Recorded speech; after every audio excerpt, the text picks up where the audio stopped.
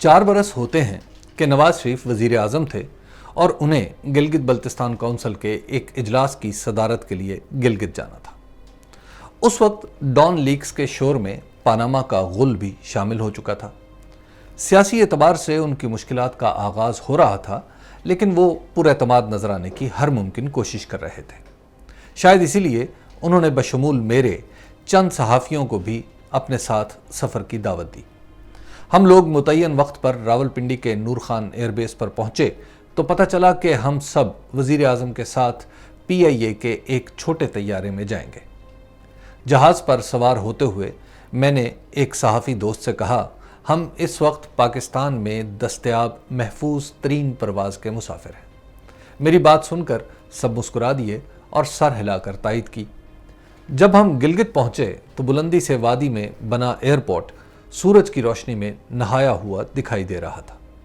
باہر کے موسم کا جہاز کے اندر سے اندازہ تو نہیں ہو رہا تھا، لیکن ہموار پرواز بتا رہی تھی کہ گلگت کا موسم ہوا بازی کے لیے موزوں ہے۔ یہ خیال بھی تھا کہ جب ملک کا وزیر اعظم یہاں اترنے والا ہے تو یقیناً موسم کا ٹھیک حال بھی معلوم کر لیا گیا ہوگا۔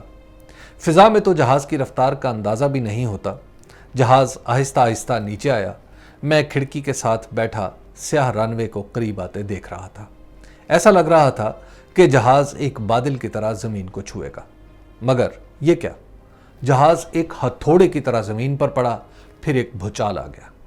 جہاز پہلے دائیں طرف کو جھکا، پھر لہرا کر بائیں طرف کو جھک گیا۔ ہم اندر بیٹھے مسافروں کو ایک لہجے کے لیے لگا کہ بس حادثہ ہونے والا ہے۔ 1 2 یا 3 سیکنڈ کے لیے برپا ہونے والے اس واقعے نے جہاز میں بیٹھے ہر شخص کو پریشان کر دیا۔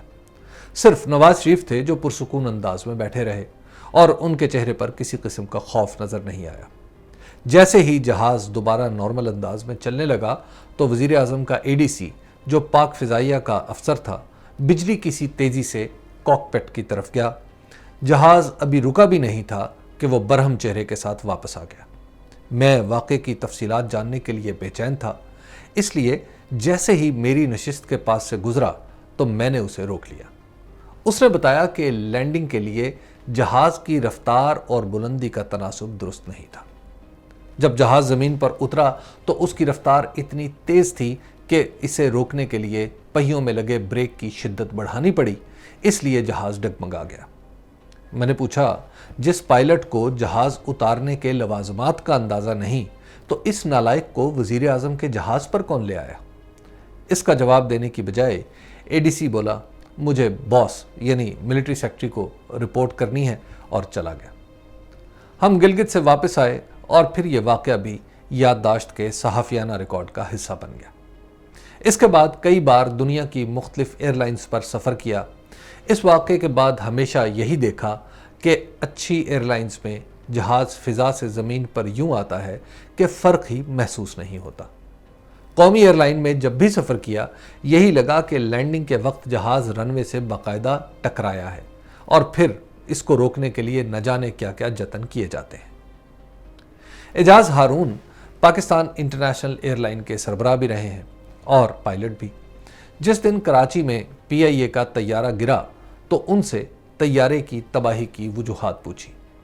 انہوں نے بہت سی تکنیکی نوعیت کی غلطیوں کی نشاندہی کرتے ہوئے بتایا کہ بنیادی غلطی پائلٹ کی یہ تھی کہ جب اس نے کراچی ایئرپورٹ پر اترنے کی تیاری کی تو جہاز کی رفتار اور بلندی میں تناسب نہیں تھا۔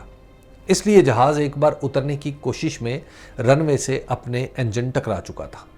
جب پائلٹ کو یقین ہو گیا کہ وہ اس رفتار سے چلتے جہاز کو روک نہیں پائے گا تو اس نے دوبارہ فضا میں بلند ہونے کا فیصلہ کر لیا۔ چونکہ اس کے انجن زمین سے ٹکرا کر خراب ہو چکے تھے، اس لیے اسے فضا میں دوبارہ بلندی حاصل کرنے کے لیے مطلوبہ طاقت ہی نہیں مل سکی اور یہ المناک حادثہ ہو گیا۔ میں نے انہیں اپنا تجربہ بتایا تو انہوں نے کہا، آپ ٹھیک کہتے ہیں، یہ پہلا واقعہ نہیں، اس سے پہلے بلوچستان کے مستونگ ایئرپورٹ پر بھی ایسا ہو چکا ہے۔ اس وقت بھی جہاز اتنی رفتار سے اترا کہ رن وے پر روکا ہی نہ جا سکا اور ریت میں جا پھنسا۔ انہوں نے کچھ مزید واقعات بھی بتائے جن میں PIA کے پائلٹ اسی مہلک انداز میں جہاز اتارتے ہیں اور بریک کے غیر معمولی استعمال سے رفتار کم کرنے کی کوشش کرتے ہیں۔ میں نے پائلٹس کی تربیت کے بارے پوچھا تو کہا تربیت میں عدم دلچسپی اور مسلسل سیاست کی وجہ سے ہمارے پائلٹس کی پیشہ ورانہ صلاحیت ہر گزرتے دن کے ساتھ کم ہوتی جا رہی ہے۔ ان کا خیال تھا کہ درست انداز میں تفتیش ہوگی تو آخر کار بات عملے کی ٹریننگ پر آئے گی۔ یہ زمانہ وہ نہیں رہا کہ مسافر جہاز کے حادثے کی تحقیقات پر مہینے گزر جائیں اور ہزاروں صفحات کی ایک ناقابل مطالعہ رپورٹ جاری کر دی جائے۔ آج دنیا بھر کے تجربہ کار لوگ پلک جھپکتے ہی حقائق کا تجزیہ کر کے اسباب متعین کر لیتے ہیں اور عوام کو بتا بھی دیتے ہیں۔ مملکت خداداد میں چونکہ ہمارے سربلند لوگ کسی بھی صورت عہدے سے چمٹے رہنے میں ہی اپنی عافیت سمجھتے ہیں، لہٰذا یہ توقع تو نہیں کی جا سکتی کہ اس دل خراش حادثے کی تحقیقات جیسی معمولی چیز کے لیے کوئی اپنی کرسی چھوڑے گا۔ لیکن ہر اونچی کرسی والے کو معلوم ہونا چاہیے کہ اس حادثے کی رپورٹ میں کوئی روح رعایت ہوئی تو عوام کی آنکھوں سے زیادہ دیر تک اوجھل نہیں رہے گی۔ پی آئی اے کی بحثیت کمپنی تباہی تو دیوار پر لکھی حقیقت ہے، لیکن یہ گوارا نہیں کہ پیسے کے زیاں کے ساتھ ساتھ یہ مسافروں کی جانیں بھی لینے لگے۔ اس لیے حادثے کے اسباب کا تعین اور ذمہ داروں کی نشاندہی ہر پاکستانی کا حق ہے کہ وہی تو ہے جو اس کے نچلے ترین اہلکار سے لے کر اس کے سربراہ تک کو اپنے خون پسینے کی کمائی دے کر پال رہا ہے۔ اس حادثے نے سربلند لوگوں کی قابلیت سمیت ہماری ہوا بازی کے شعبے کی عمومی صلاحیت پر بھی سوالیہ نشان ڈال دیا ہے۔ پائلٹوں کی لیاقت تو یکے بعد دیگرے حادثات میں کھل ہی رہی ہے، لیکن حادثے کے بعد پی آئی اے کے سربراہ کی گفتگو اعلیٰ ترین سطح پر بھی تقریباً اسی بے پرواہی سے مزین تھی جو قومی ایئر لائن کے دیگر کارکنوں کا شیوا بن چکی ہے۔ آپ جناب کی بے مثال ہمت ہے کہ عین حادثے کی شام قوم کو بتا رہے ہیں کہ پی آئی اے دنیا کی محفوظ ترین ایئر لائن ہے۔ اس دعوے کی دلیل غالباً 90 سے زائد لاشیں تھیں جو پریس کانفرنس کے مقام سے چند کلومیٹر دور گرے ہوئے جہاز میں سے نکالی گئی تھی۔ اسی پر اکتفا نہیں کیا بلکہ فرمان بھی جاری کر دیا کہ طیارہ مکمل طور پر درست حالت میں تھا۔ گویا ان کے حکم کے مطابق اب تفتیش کار طیارے کو اڑان کے قابل رکھنے والے تمام لوگوں کو کچھ پوچھے بغیر ہی کسی بھی قصور سے بری کر ڈالے۔